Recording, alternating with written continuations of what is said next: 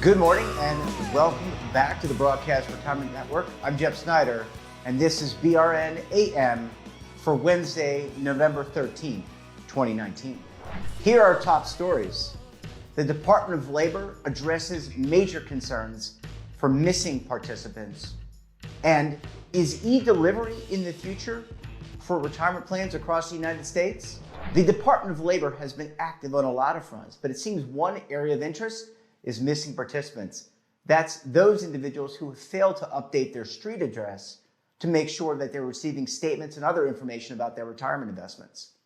Well, joining me to discuss this and a lot more, Kevin Walsh. He's a principal with the Groom Law Group, an employee benefits law firm in Washington, D.C. Kevin, thanks so much and welcome back to the program.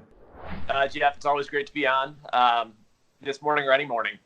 Yeah, it's great to see you, and I know you've been traveling a lot, so we certainly appreciate you coming on the program. So let's jump right into it. Missing participants. It's a big topic in the industry. Let's set this up a little bit, though, so that people who are watching understand. Kevin, there are quite a few people who may have 401k or retirement accounts that just go missing, right?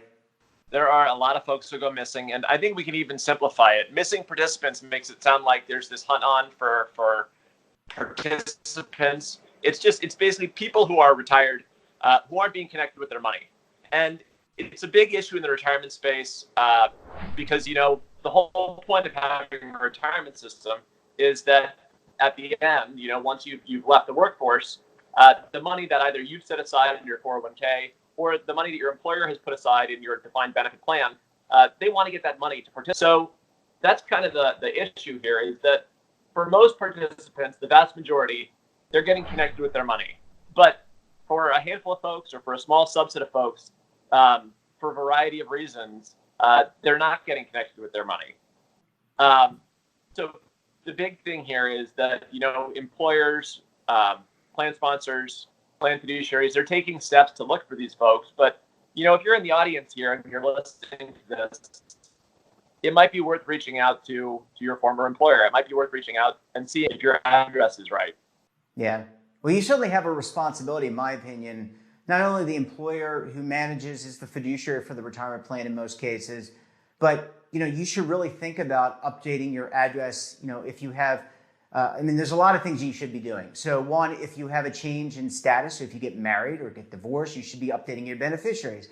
Secondarily, and probably more importantly, is to make sure that your addresses are updated. And that's important if you leave an employer to make sure that the record keeper, Kevin, has the new information so they can send you statements, which we'll get to in the second segment today.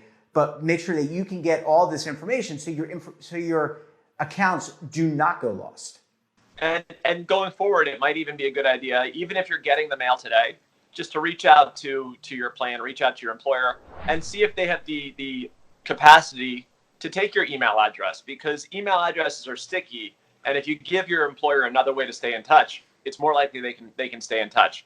And then just pivoting the other side briefly here, if you're an employer, if you're a plan sponsor, if you're a plan fiduciary, this is an area where, there's if the Department of Labor finds out that you're not finding the people who you're giving benefits to, it can lead to painful investigations. It can lead to kind of concerns about the practices you're applying. So if you're not doing much today to kind of make sure that addresses stay up to date, to try to find the folks who you can't find, and to figure out why people who you're able to get in touch with and you're sending checks to aren't kind of taking the money you're sending to them, it might be worth thinking about if there's additional things that you can do in a cost-effective way so that the retirement system works. At bottom, the goal of this is to connect people who are in retirement with the money set aside to pay for their retirement.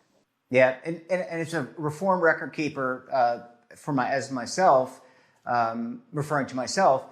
There's a lot of things that some plan sponsors can do. They can access the Social Security Administration, I think, and do some lookups that way to figure, if they have the Social Security number, they can figure out where that person may be. And there are some third-party services that vendors, record keepers have access to scrub data to find people. And it could be that people have moved between retirement plans on a record-keeping platform.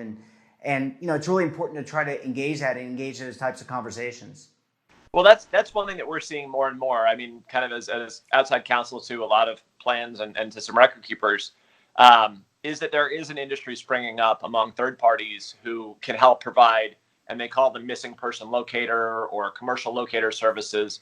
But this is an industry that really, there wasn't much, and what was being done was fairly limited. And now it's becoming more bespoke. Yeah, I wasn't aware, you mentioned this, I wasn't aware that it was actually a fiduciary concern for plan sponsors, and I may have missed that. Is that the case? Am I understanding correctly that if you're an employer and you have a fiduciary responsibility to try to connect participants with their assets? So I think you're overstating it a little bit.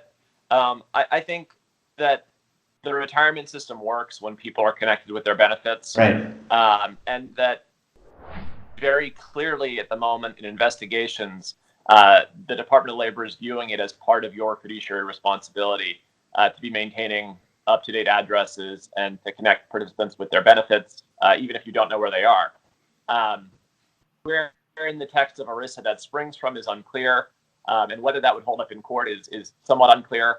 Right. So I'm not saying, there's definitely this obligation to do something, but I can tell you that if you ask the department or if an investigator knocks on your door, they're going to say there's an obligation to do it. And that should provide a lot of motivation to get stuff done, find people, and minimize kind of the look for people in a cost-effective way. Yeah, thanks for clearing that up for me. And, I think one thing that many people should be aware of. So a lot of plans have cash out rules for less than $5,000 and under, I think it was EGTRA, and Kevin, you correct me if I'm wrong, anything between $1,000 and $5,000 gets automatically rolled over to an IRA.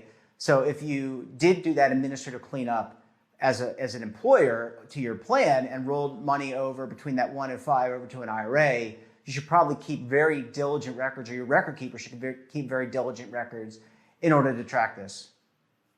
Yeah, I mean, I think in the IRA space, in the cash out space, in the defined contribution space, in the defined benefit space, if you ask anybody in the industry, whether they be participant, plan sponsor, service provider, record keeper, or the government themselves, there's a recognition that the retirement system only works if people get money in retirement.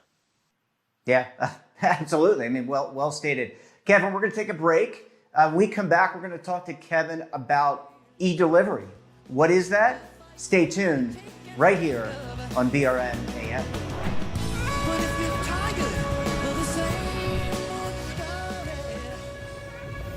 Imagine a new television network that will make you richer, healthier, and in control of your financial future.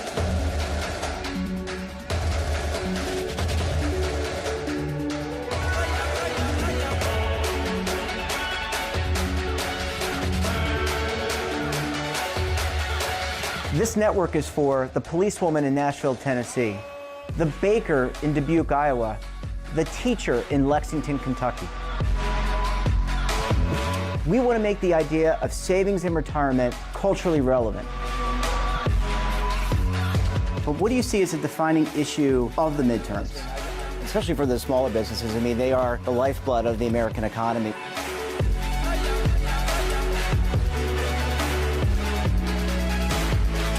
Featuring exclusive interviews, current affairs, and docuseries. 33 years old, you retired early. The philosophy is money only matters if it helps you live a life that you love. But you got to start thinking about retirement as soon as you get in. The Broadcast Retirement Network will drive very high engagement with premium partnerships. So this isn't retirement and savings for your parents or grandparents. This is for all Americans. And we're going to change the way you think about money.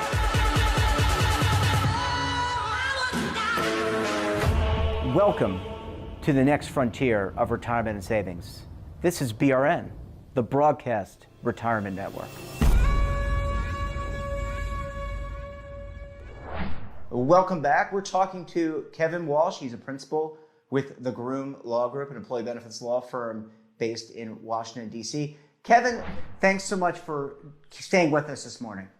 It's always fun to do two segments, Jeff. So I think this segment, let's talk about a related topic. Let's talk about electronic delivery.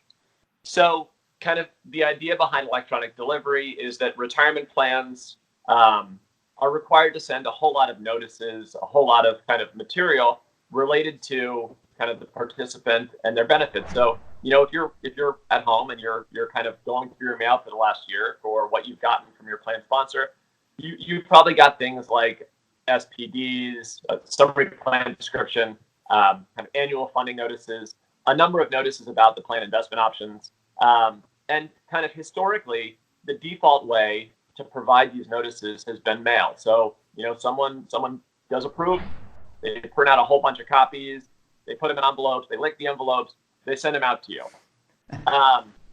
That system was relatively efficient in a lot of ways, but kind of in 2019, 2020, there's now a proposal that came out from the Department of Labor about 2 weeks ago, which says that, instead of defaulting folks into receiving paper, we should default them into receiving notices electronically, but give them an opportunity to opt out of that. So if you love your paper's not going away. But if you're someone who really doesn't care how you're getting your notice, you're probably going to get it electronically if this rule gets final. Yeah. And that's kind of a huge change in the retirement space and could generate massive amounts of savings in terms of printing costs, mailing costs, and also tying it back to the last segment, reduced costs of looking for folks. Because if you have an email address, you have a cell phone number, you can text them, you can email them, those tend to be stickier, particularly in retirement where people move about a lot, than a traditional mailing address. So I think there's a lot of optimism for both retirees and plans that we can have an increased kind of stickiness of finding folks paired with reduced costs of mailing stuff. Yeah, well, that certainly sounds like a positive in my opinion. Of course, you've got to make sure if you do get things electronically that you keep your email addresses. And to your point earlier, most people do not change their email address. I've had the same email address for over 20 years. It doesn't mean that people don't change their email address from time to time, but to your point, that is a lot stickier. And if we can cut down some of these administrative costs for retirement programs, ultimately that most likely could be passed through to the employer and then to the employee, right?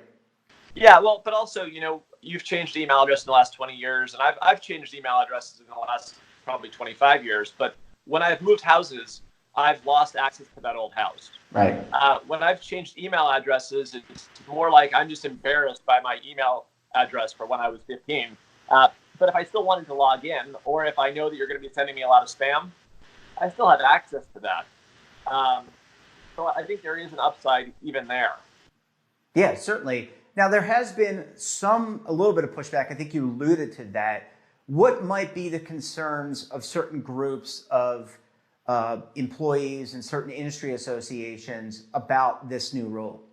So I think kind of the biggest concern is that the retiree population is older than kind of the workforce population or kind of than the American public at large. And I think that's been a big factor in how slow we've been as an industry to move to digital. So there's still some of that concern, which is that, maybe not everybody has access to the internet. Maybe not everybody is sophisticated enough to log in somewhere to access documents. With the U.S. postal system, it just comes through your kind of mail slot. It's there. There's no tech savviness required to open your notices. So that seems to be the main pushback. And then there's the sense, and I think the DO did a great job at addressing this concern, which is that if you're just going to email a notice that someone might be able to lose it, it might be even tougher to keep track of notices electronically than it is to just print and put all your mail in one box. But the way they've done this, it's kind of the primary way under the safe harbor they're creating is that if you're a participant, you're a beneficiary, you'll log in and you'll be able to see kind of all of the notices that are applicable today. So it'll store it for you. Yeah. So Kevin, last question. You mentioned a rule that was published. Is that a final rule, or do people have an opportunity, meaning associations, people to raise comments, and then it gets digested by the department? It's a proposed rule, so there's still an opportunity to comment. And looking at my watch now, I think there's about 2 more weeks to submit comments on this rule. The sense that I have talking to participants and talking to service providers is that there's kind of a recognition that this is a really good and really big leap forward for the retirement space. But, if you've got comments, if you've got thoughts, whether they range from congratulations for getting this out to we really need to rethink this, the administrative process works best when people comment. Yeah, absolutely. Well, Kevin, always great to see you. Enjoy the rest of your day. Thanks for joining us, and we'll talk to you very soon. Thanks, Jeff. It's always great to be on. And that wraps up this episode of BRN AM. Hope you found it helpful, educational, and a little enjoyable. Hey, have a financial topic or someone of interest that you think we should interview? Drop us a line. And don't forget, for all the news in retirement markets, technology, personal finance, and so much more, check out today's edition of The Morning Pulse. So until tomorrow, keep on saving, and don't forget, roll with the changes. Waiting here for you to take and drink of. But if you're tired